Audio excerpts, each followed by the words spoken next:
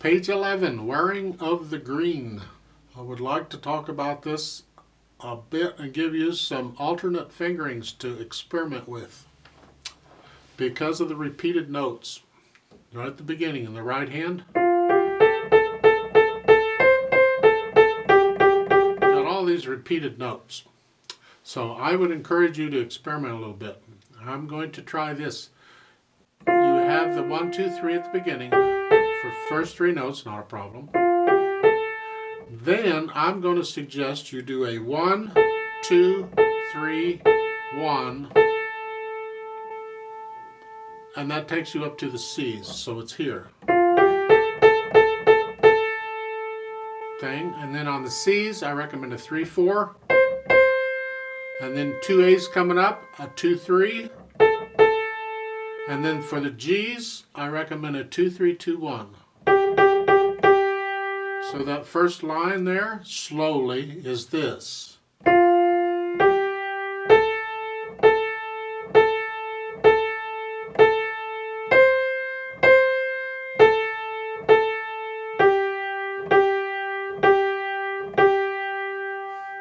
It's like you have different notes, except you don't. I mean, fingering-wise, you have different notes. But on the keyboard, you're using the same key. You're just using the different fingers on these same keys. That's all it is. Then you're okay until you get to the second line on the third measure. On those F's, I recommend a 1, 3, 2, 1.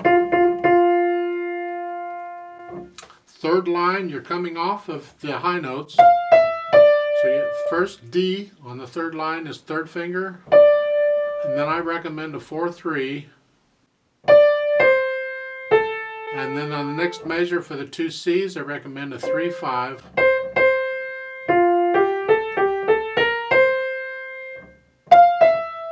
Last line, same fingering.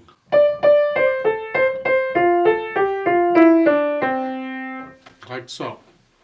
So I would encourage you to experiment with those fingerings. Fine. You want to be very agile with your fingerings to be able to use different fingers on the same keys for repeated notes. And there's all kinds of patterns to use. So I'm just trying to introduce you to some of these patterns. In the left hand, you just have these chords. Look familiar? Except, of course, they're broken up a little bit.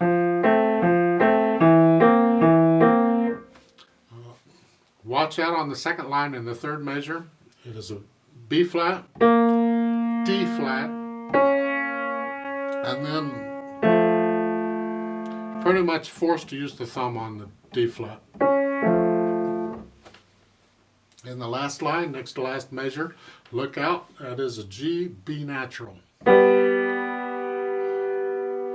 They're tricking you. As far as the roadmap goes, there's a DCL fine at the bottom. Oh, they're introducing that here, aren't they? Oh, goody. Da capo al fine. Da capo of, it means, da capo, or DC, means go back to the beginning. Al fine means go to fine. It's not fine, it's fine. Fine is the end. And if you look at the second line, there toward the end of the second line, you'll see a fine between the staves. That's the end. When you play that note, you're done. You don't go any further. I disagree with the way they've written the music because they didn't put in an end of piece symbol. And that's a problem. You see, you can use the double bar line. Look at they've got them here in this piece, the double bar lines, two measure lines close together. And that indicates sections, a different section. All right, you have in this piece, the first 2 lines, or most of the first 2 lines, is one section, and then you have a pickup, and then the last 2 lines is a second section. But there's no end of the piece. If you look on page 10, at the bottom of that piece, at the very last measure, at the end of it, you have 2 bar lines again, but one of them's a thick one. You have a thin and a thick one. That's the symbol for the end of a piece. Well, they don't have one here, and that's my problem. I think, in my opinion, they should have that thin and thick bar line where the double bar line is after fine. Because that's the end of the piece. That's where you stop. After you go back to the beginning. So what we're going to do is we're going to play the whole thing down to the bottom, and then we're going to go back up and play the first line again and most of the second line again. All right, and that's the road map. It's got a lot of eighth notes, so we're going to go slow. All right, put your hands in a position here. Okay. So 2/4 time.